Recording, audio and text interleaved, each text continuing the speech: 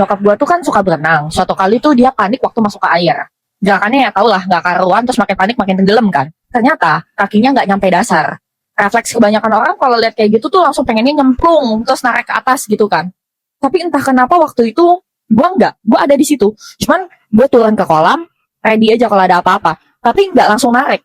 Gue bilang pelan aja, tenang, buka tangannya pelan, terus relax gitu badannya.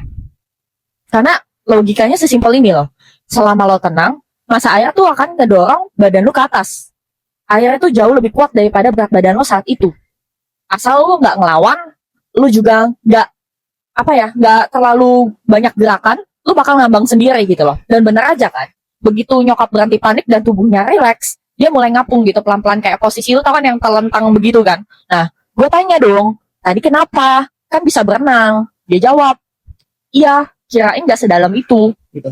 Nah, dari situ gue sadar satu hal, banyak orang tenggelam bukan karena nggak bisa berenang, tapi karena panik duluan sebelum sempat belajar caranya ngambang. Padahal dia tahu tekniknya gitu loh. Sama gitu kayak hidup. Kadang kita nggak butuh diselamatkan. Kita cuma perlu tenang dulu supaya sadar bahwa kita masih punya kendali. Hidup tuh bukan soal nggak pernah jatuh, tapi soal gimana lo bereaksi saat lo jatuh. Dan lo nggak akan pernah tahu sekuat apa diri lo kalau tiap kali jatuh, orang lain selalu cepet-cepet narik lo naik. Gue tahu kapasitas nyokap, dia bisa berenang, jago gitu.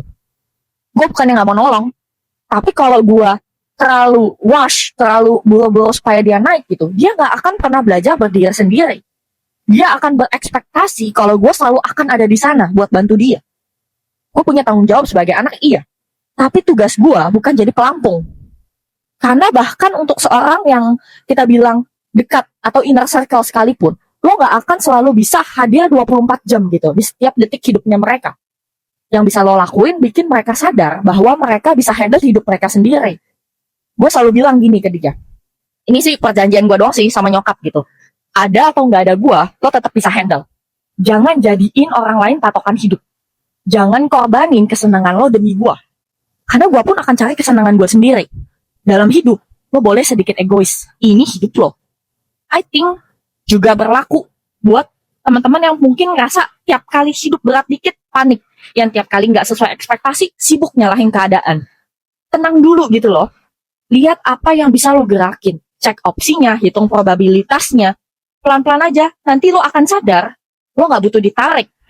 Lo cuma perlu belajar caranya berenang.